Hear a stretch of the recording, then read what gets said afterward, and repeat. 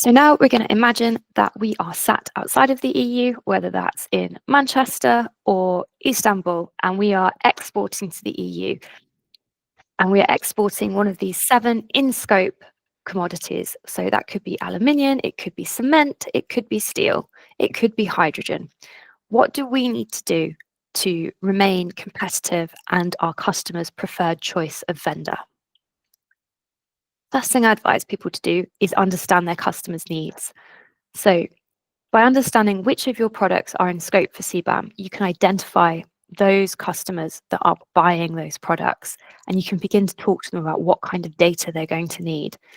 And that data collection process, because it needs to be verified, the more sort of upfront coordination you can do to make it simple so it's not a last minute scramble, the easier it will be for your customer. And this is really, as an exporter to the EU, the best outcome for you is that you can be making your customers' life as easy as possible, making it easy for you to be their preferred vendor.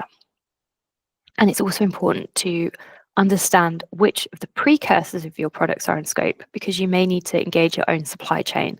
So if, for example, you are selling fertilizer to the EU, you will need to provide your customer not only with data on the direct and indirect emissions of your process to produce that fertilizer, you will also need to provide your customer with details of the direct and indirect emissions used to produce the in-scope precursors, including ammonia. So you might need to ask your ammonia vendor for some of this data. And again, trying to get ahead of this before that 2026 deadline is going to be key in making sure that CBAM doesn't become a massive headache. So the liability sits with your customer as the importer, not with you. And so if they don't want to engage with you on this, you're kind of limited in what you can do, but they are the ones that will have to deal with the EU on this one.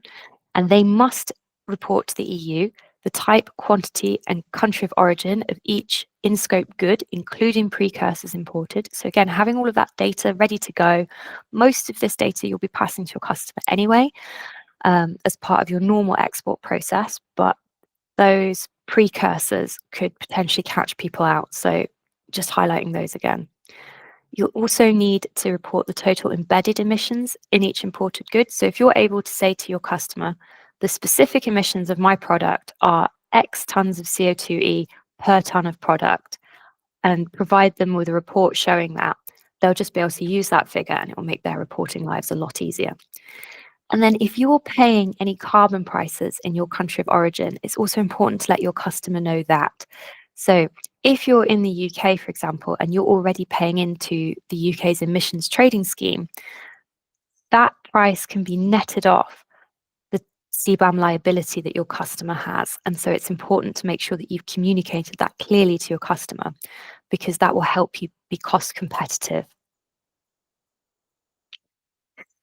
Quick reminder that the embodied carbon per tonne is the total scope 1 emissions, so that's any emissions from burning fossil fuels, and the total scope 2 emissions, so that's any emissions from purchased energy, which is electricity and steam and cooling water typically.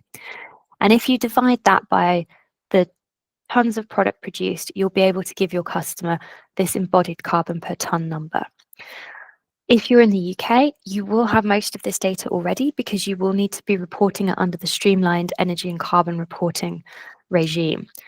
And this is, again, what I'm advising a lot of customers to do is try and build these conversations internally, because a lot of the time, the salespeople and the export people might not be talking to the folks that are collecting the sustainability and carbon data. So a lot of this data will already exist in your company. It's just about making sure that it's not siloed. And another subtlety is that if your facility is producing multiple products, you won't want to take the total facility emissions and divide by the total tons of product necessarily. You might want to split it into production line 1 produces this kind of cement. Production line 2 produces this other kind of cement. We've got the data, and we can show a difference in embodied carbon in the 2 types. And again, this could help with your commercial strategy. You might be able to market this type of cement on production line 1, which is more modern, more efficient, has a lower embodied carbon, therefore you need to pay a slightly higher price customer. And this is the kind of thing that we're helping our customers understand internally what their strategy should be with CBAM, how they should position the embodied carbon to their customers. So do get in touch if you need any help thinking through this. The deductible carbon price, that's, as I mentioned earlier, it's any carbon price that you as the producer have paid. If you communicate this to your customer, they will be able to net that off their total EU CBAM liability, reducing their holistic expenditure on your product, therefore making your business potentially more price competitive. So sometimes, even if as a UK business, for example, you might be selling cement at a slightly higher price to a business sat in Algeria, but because you are able to demonstrate that you've already paid an ETS, your customer's CBAM liability will be lower, and therefore their net expenditure on your product compared to your Algerian competitor will be lower, but the price that they pay you will still be higher. So just really important to think about how you're positioning this and how you're communicating this to your EU customers. Today, the UK Emissions Trading Scheme and the EU Emissions Trading Scheme are not linked. And these are market, as I mentioned before, these are market-driven instruments. And so the price that you pay for a ton of ETS in January might be different to what you pay in September. So another thing to think about is which certificates you want to apply to which products. Because again, if you're able to apply your more expensive certificates to your product, your customer's CBAM liability will go down. But so long as you're able to meet your total domestic ETS obligations, it doesn't matter what price you paid for those ETS certificates. So something to think about, particularly if you're selling to a mixture of EU and non-EU customers. One thing to be aware of is that in a recent carbon conference in London, I think in May this year, an announcement was made that the UK and EU ETS systems would be linked. However, there's no formal target date.